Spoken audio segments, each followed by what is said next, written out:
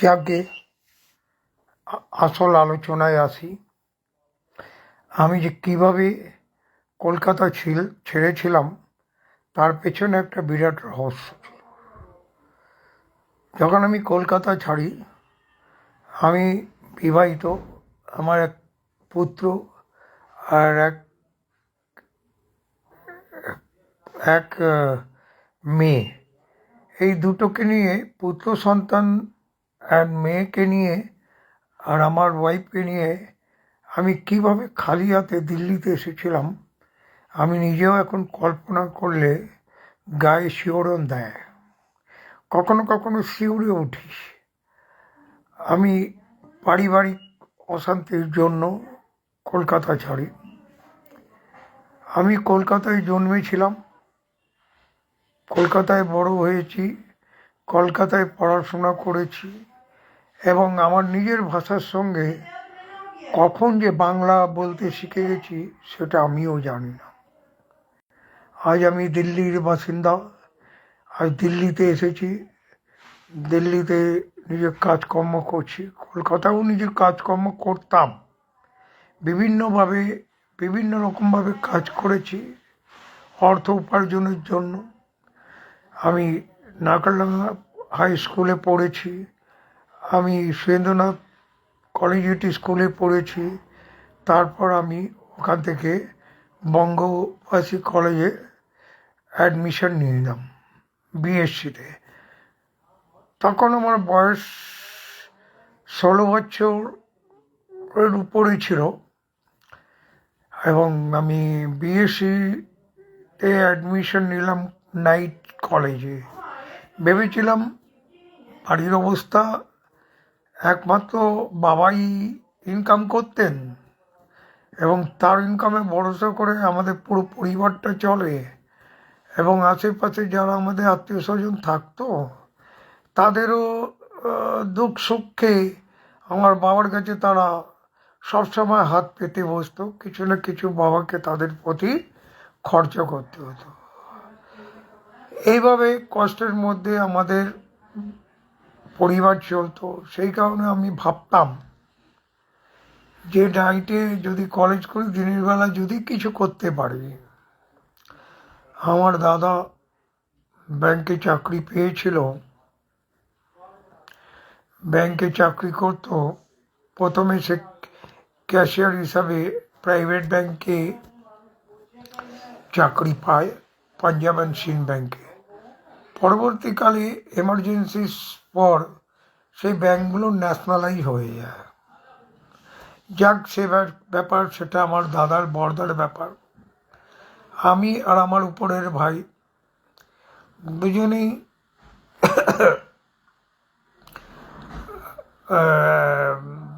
বলতে গেলে একজন বাবার ব্যবসায় বসতো, আমার উপরের ভাই, আর আমি এক প্রকার বেকারই ছিলাম।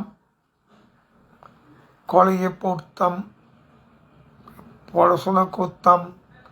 কলকাতায় বেশ কিছু ঝামেলার ব্যাপার আছে। কলকাতায় আবার আমরা যেহেতু অবাঙালি ছিলাম, আমাদের পেছনে অনেক লোক লেগেও থাকতো, কারণ আমাদের মাথায় পাগড়ি, শিখ। খুব সহজে আমরা চিহ্নিত হতাম, যত ভালোই বাংলা বলি, যে আমরা পাঞ্জাবি।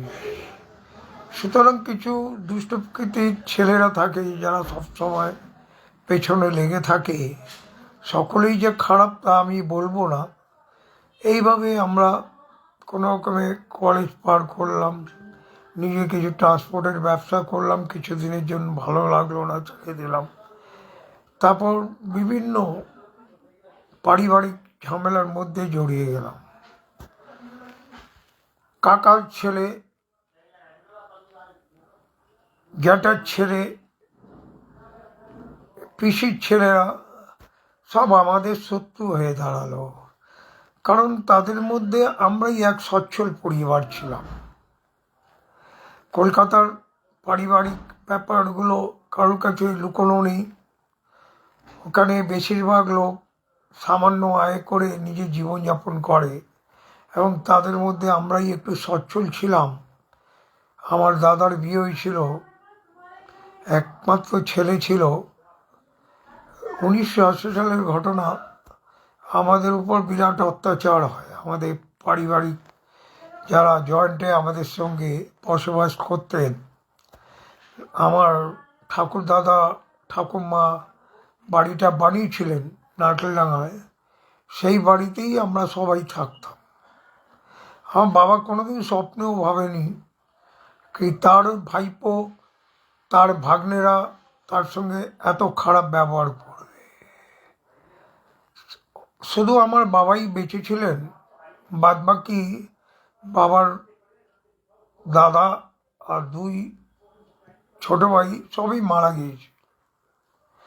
তা বিধবা পিসিরাও আমাদের বাড়িতে থাকতো এবং অশান্তি একটা লেগেই থাকতো সবসময়। আমি বড় হলাম, দাদার বিয়ে হয়ে গেল, তারপর আমরা ঝামেলার থেকে দূরে থাকার জন্য বাগুইয়াটি চলে গেলাম, সেখানে ভাড়া বাড়িতে থাকলাম। আমার মেজো ভাইয়ের বিয়ে হলো, দিদির বিয়ে এলো, সবার বিয়ে হয়ে গেল। হঠাৎ 1984 এই এই নভেম্বর মাসটা মনে পড়ে, 1 নভেম্বরের কথা। 31 অক্টোবর থেকে গণ্ডগোলের সূচনা। ইন্দিরা গান্ধীকে গুলি করে মেরে দেয় আমাদেরই দুই প্রহরী। সে তো প্রহরী ছিল, সিপাহী ছিল, কিন্তু যেহেতু তারা শিখ ছিল বলে আমাদের মতো ইনোসেন্ট লোকেদের উপর অত্যাচার করা আরম্ভ হয়ে গেল। অবশ্য সে সময় আমি বেঁচে গেছিলাম এই কারণে, আমার প্রচুর শত্রু ছিল, কারণ আমি কলেজে রাজনীতি করেছি, আরও অন্যান্য জায়গায় রাজনীতি করেছি। সেই কারণে রাইভাল গ্রুপ থাকেই তারা আমাকে খোঁজ খবর নিয়েছিল, কিন্তু আমাকে খুঁজে পায়নি মারার জন্য। আমি তখন খড়গপুরে ছিলাম। আমার বড় বোনের বড়দের হাজবেন্ডের অপারেশন ছিল, হার্নিয়ার অপারেশন, সেই কারণে আমি সেখানে চলে গেছিলাম। সেখানে যাওয়ার সেখানে বিভৎস কাণ্ড ছিল, কিন্তু সেখানে সেরকম ব্যাপার ঘটেনি। খড়গপুরে কিছু সিপিএমের ওখানকার আশেপাশের ছেলেরা আমাদের সব সময় চোখে চোখে রাখতো, যাতে আমাদের উপর কোনো আক্রমণ না হয়। সেদিনগুলো মনে পড়ে, আজও ভুলতে পারি না। হঠাৎ নবুদা বলে একজন আমাদের পাশের বাড়িতে থাকতো, তার সঙ্গে একজন চুল কাটা লোক এলো। তাকে দেখলাম সে আমার উপরের ভাই, সে চুল টুল কাটিয়ে ফেলেছে। সে নবুদার সঙ্গে এলো। নবুদা একজন স্কুল মাস্টার ছিলেন, সে আমার খোঁজ খবর নিতে এসেছিল। চুল কাটানোর পর তো তাকে বোঝা মুশকিল সে বাঙালি না পাঞ্জাবি, কারণ বাংলা সেও খুব ভালো বলতো। আমরা কখন বাংলা শিখেছি আমরা নিজেরাও জানি না।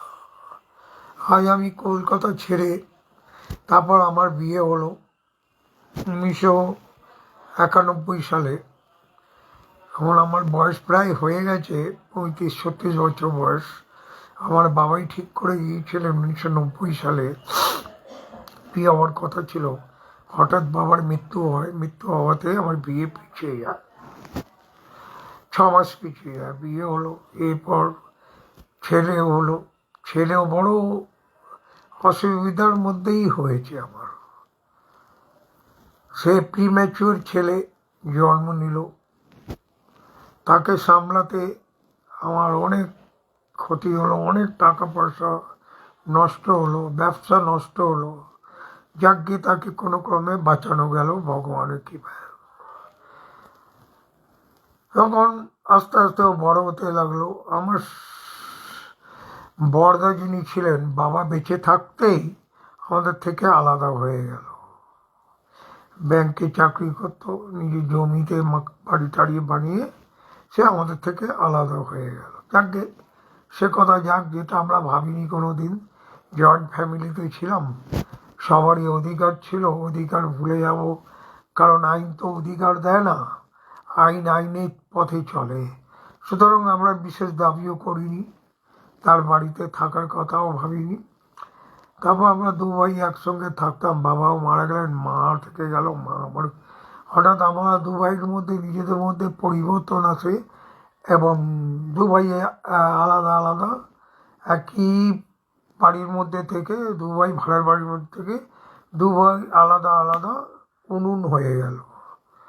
তো ভাইও আমাকে সহ্য করতো না, আমার উপরের ভাই।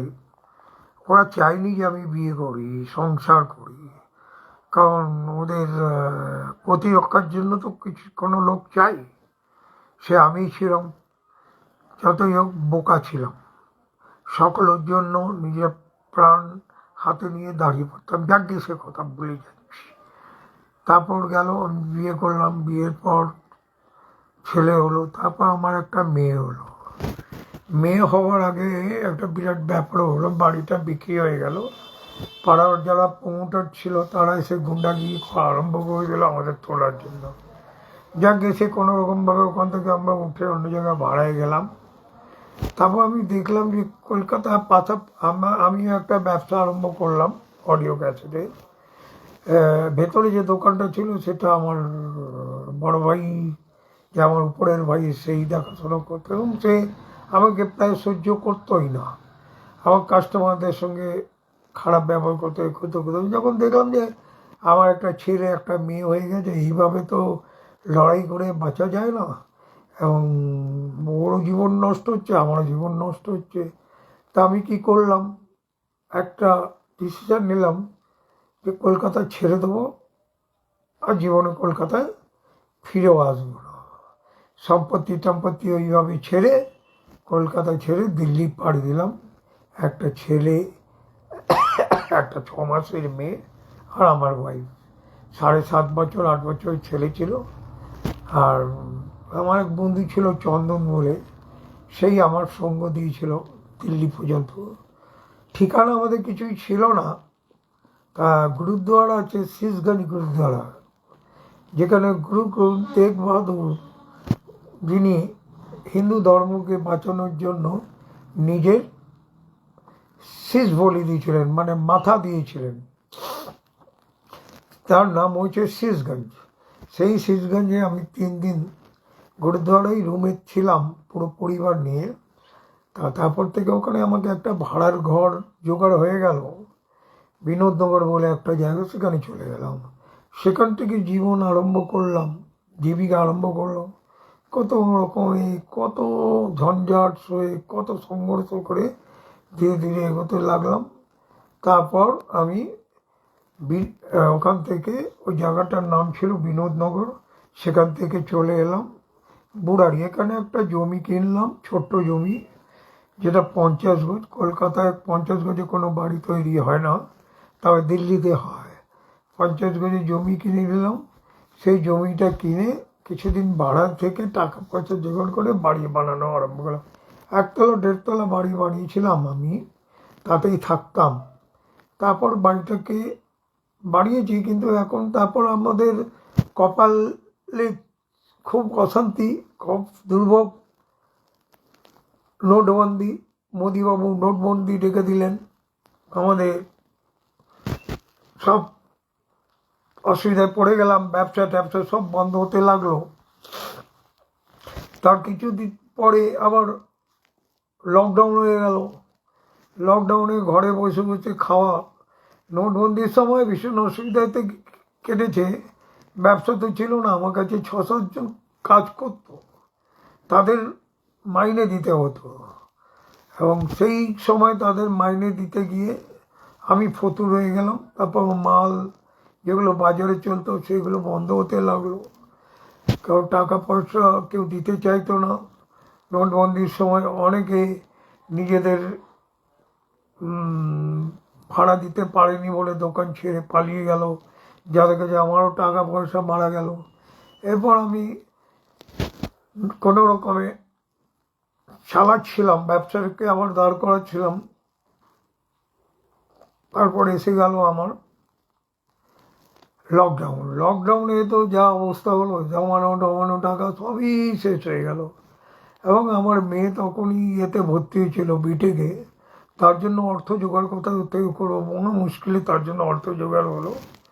যাকে লোন নিয়ে নিয়ে সেই লোন আজও শোধ করছি। আজ অনেক দিন হয়ে গেল, কারণ একটা লোনকে বাঁচাতে গিয়ে আর একটা লোন নিতে হয়েছে বারবার। আর ব্যবসা প্রায় শেষ হয়ে গেল, যে ব্যবসা করতাম ইলেকট্রনিক্সের ব্যবসা প্রায় শেষ হয়ে গেল। এখন আমি কী করবো, পুঁজি নেই, তাই প্রপার্টি বিজনেসে নেমে গেছি। এখানে প্রপার্টি ডিলারের কাজ করছি, কিন্তু এখনও সংকট কাটেনি। ছেলে মেয়ে চাকরি পেয়েছে, বিটেক হিসেবে সেভাবে পাইনি। আর যারা ছেলে আমাকে সাহায্য করে, কারণ আমার এখন বয়স 70 বছর হয়ে গেছে, আমার শরীরে সেই দম নেই। সুতরাং আমি আর নিজের কথা কি বলবো, আমি কলকাতা এই কারণে যাতায়াত ছেড়ে দিয়েছি, মানে রিলেটিভ যারা, তারা প্রচুর আমার সঙ্গে হিংসা করেছে যে আমি দিল্লিতে গিয়ে কী করে নিজের বাড়ি বানিয়েছি, কী করে কী করেছি, এইসব তাদের বড় হিংসা। তারা আমাকে দেখতে পারে না। আমার বড়দা ছিল, উনি মারা গেলেন, সবই মারা গেল। ওর ছেলে একটা রয়েছে, সেও অর্ধ পাগল। তার সম্পত্তি নেবে বলে আমার মেজো ভাই আমার সঙ্গে সম্পর্কই ত্যাগ করে দিল। আমার যে দিদি ছিলেন, তিনি এসে দিল্লিতে নিজের মেয়ের বিয়ে দিলেন, সব কিছু করলেন, হাত পা জোর করে আমার বাড়িতে থেকে গেলেন। এবার এখান থেকে যাওয়ার পর মেয়ের বিয়ে যাব, উনি এখন আমাকে চেনেনই না, একটা ফোন পর্যন্ত করেন না। এতগুলো লোক মারা গেল আমাদের পরিবারে, তিনি একটা ফোন পর্যন্ত করেননি। এই তো আমাদের জীবন। তাই আমি নিজের কথা আর কী বলবো, এই বলে আমার কথাটাকে আমি সমাপ্ত করছি। গল্প তো অনেক পড়ে রয়েছে, কিন্তু এত বড় গল্প আর বলা যাবে না। নমস্কার।